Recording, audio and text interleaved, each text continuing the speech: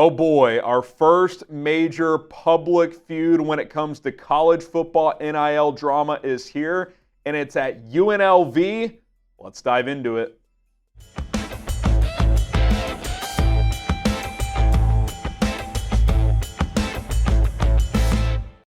Welcome into Four Verts. My name is Harrison Graham. This is an NFL and college football show on YouTube. Hopefully you subscribe and follow our content. Matthew Sluka leaving UNLV, and on today's show, we're going to talk about the feud between Sluka, UNLV, NIL, what's true, what's not, what's yet to be determined, because this is the story in the sports world here on Wednesday, and you wonder if there's going to be ramifications at other programs and with other NIL dealings. And let's just present to you what we know for now, and then we'll kind of dive into some theories and some thoughts as we go. So Sluka announced that he is leaving the school, put out a full statement and everything, due to, quote, commitments not upheld. In other words, I was promised something and I have not been fulfilled of that promise, so I'm leaving the school. Now, initially, it was like, okay, is this a playing time thing? Are they benching him? What's going on? Well, that's not clearly the case because UNLV's off to a good start, and they're a legitimate college football playoff contender. And you might be saying, no, they're not. Yeah, they are, because the group of five is guaranteed a spot, and UNLV is 3-0. They already have 2 Power 4 wins with a win over Kansas and Houston. If they run the table and go 12-0, they could very well make the college football playoff. That is on the table for UNLV this year. So for their starting quarterback to leave 3 games into the season, that's a big storyline, especially when he's coming out and claiming that I was promised something and I have not been fulfilled of that promise. So the question is why? Coming up next, I'm going to decipher the latest reporting, Sluka's side, UNLV's side through the reporting, and what's true and what isn't, and try to figure out what the hell is going on here. This is an NIL story, for those who are unaware. Mentioned that off the top. And this could be the tipping point of what's the wild, wild west in college football. But before we get to that, subscribe to Four Verts. We have way more NFL subscribers than college football subscribers. I know some of our subs like both and like all of our content, but if you want more college football videos, we need more college football subscribers. We have 2,681 subs total on the channel, trying to get to 3,000. About 1,800 of those 2,600 are NFL fans, so if you want more college football content, we need more college football subscribers in here, so help us out. It's free. Give us a chance. We're publishing daily content. I would greatly, greatly appreciate it. Let's get to Matt Sluka's side of the story. And a lot of this reporting is through Pete Thamel, very renowned reporter through ESPN, and Adam Rittenhouse as well, who gets a lot of scoop, or Rittenberg, excuse me, as well, who's well regarded. Bob Sluka, Matt's dad, told ESPN that his son's agent, Marcus Cromartie, I guess he has a couple other people in that circle as well, agreed to an NIL deal back in February worth $100,000. Group of 4 school, that's a pretty nice little bag of change, right? I'd love to just have access to $100,000 just like that as well. And essentially, between February and now, they just kept deferring the payments. He told Rittenberg that, we'll start paying once school starts, and then once the games start. And now you're 3 games in, and no payments have come. So obviously that was red flags for the Sluka family. Story continued. After those payments kept getting pushed back, Sluka's agent caught word from UNLV that, hey, we're actually only going to pay you $3,000 relocation cost. He was a Holy Cross transfer. Now he's at UNLV, and we're just going to pay the $3,000. And obviously, again, this is Sluka's side, taking their word for it, which, grain of salt, of course. If that's true, you're going to be like, that's not what we signed up for. And I just want to ask you guys out there, if you were told, hey, if you take this job, you're going to get a $100,000 salary, you move from your city to where this job is, you get there, hey, we're actually only paying you $40,000. that would piss you off too. Again, he said, she said. We'll get to UNLV side here in a minute, but if that's the case, that's kind of a tricky spot. Sluka's dad also added that Matt's living expenses weren't even covered, which that's typically just covered with basic scholarship at these universities. So that's pretty wild to think if that's actually the case. And he also emphasized that we did not ask for anything extra. We agreed to $100,000, didn't ask for anything extra, and we haven't received any of that money. So that's where things sit right now. And again, if this is true, that puts this kid in a pretty tough spot. And there's a lot of takes out there on Twitter this morning. I've tried to refrain for the most part. I collected my thoughts and I'm bringing it to you guys in video form. Because on one side of the coin, this team's 3-0. They're rolling. They have a chance to do something special at UNLV this year, a school that has not exactly had a lot of success recently. Maybe a college football playoff appearance, which would be historic for that school, obviously. But so leaving your teammates high and dry, all that's tough. That's not ideal. I can't imagine this kid wants to do that. On the other end, though, this is his final year of eligibility, and he's being put in a tough spot here.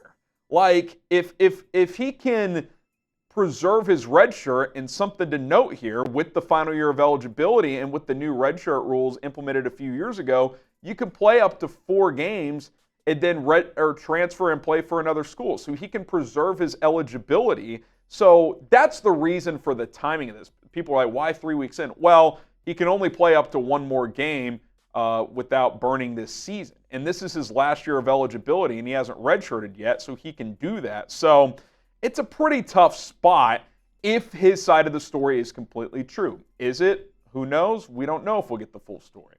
Well, UNLV's side, through some reporting, some local reports out there, and it kind of seems like Barry Odom, their head coach, is the source for that. Again, who knows? That's what's being speculated. But they're claiming that all financial commitments were met, but after a good start to the season, Sluka got approached from bigger schools and offered him more money, basically saying, hey, if you redshirt, come to our school, we'll give you, who knows, $200,000, $300,000.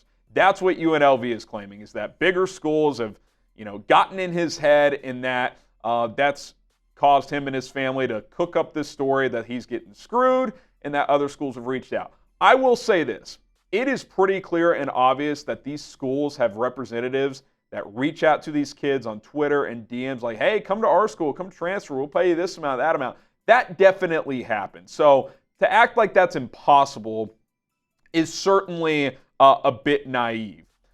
I will say this, and this is where things really get dicey. It's also being reported that it was a verbal agreement for the $100,000. And if that's true, that's on the agent. Is it still scummy of UNLV if it's true that they agreed to $100,000 and they're only paying him $3,000? Of course it is. But this is the real world. People get screwed all the time. I talked to a friend of mine who's an NIL agent. I said, hey, based on what we know, what's your biggest takeaway here? He said his agent's an idiot. And so while UNLV, if Sluka's side of the story is true, is clearly in the wrong from a just right and wrong standpoint, from a legal contractual binding standpoint, they may not be. They probably won't get in trouble here. Now, there might be indirect ramifications, like kids won't want to go there, etc. But if Sluka's side of the story is true, and if this report is true that it was a verbal agreement, it's kind of like, this sucks, but you should have put pen to paper before agreeing to a deal. So it's just tough, and it's hard to know what's true. What is true, what's not.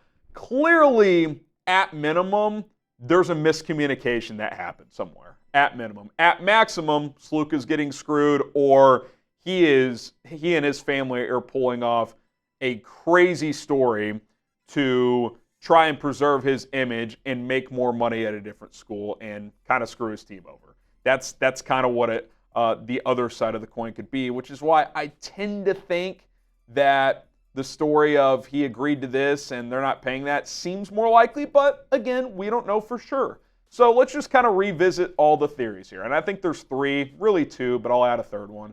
Number 1, UNLV did not hold up their end of the deal. They said, hey, 100 grand, come here, play for us. That's what you'll get.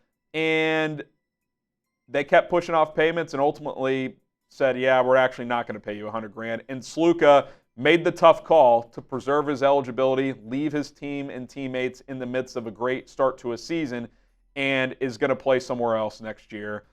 Because, look, let's be real. He's probably not making the NFL. So if he can preserve his eligibility and try to make up some of this money that was promised next year, you kind of have to understand it from that standpoint. Theory number 2, Power 4 programs are in his pockets, in his ear, saying, hey, preserve your eligibility and come transfer to us. We'll pay you triple what UNLV offered, whatever the case may be. Promise you more money for 2025 since he could take a redshirt this year. Certainly a possibility. We saw Derek King a few years ago. Houston was off to a slow start at 1-3. He used the redshirt rule to his advantage and transferred to Miami. Now, that was kind of early stages NIL. It didn't seem to be NIL driven. It was more of, we're off to a bad start. I'd rather save my last year.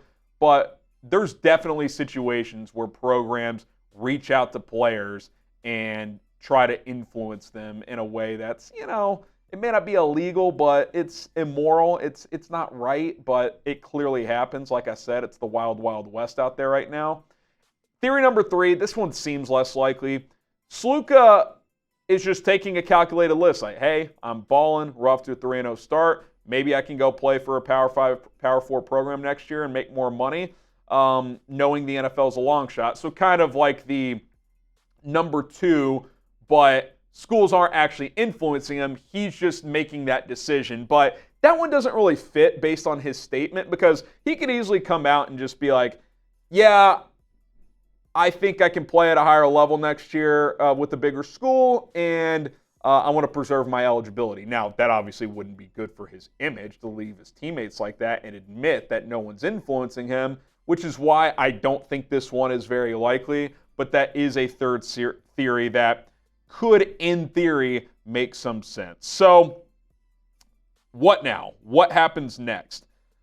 Does this lead to some big domino dropping in the NIL world? Because, look, I'm pro NIL. I think you should be able to profit off of your name, image, and likeness, but it's gotten a bit out of control, which is why I wonder, do the bigger schools break off at some point and just kind of become minor league football and, certain positions are slotted, certain contracts. Every team has $20 million per year, basically, of a salary cap, and you just pay players based on that.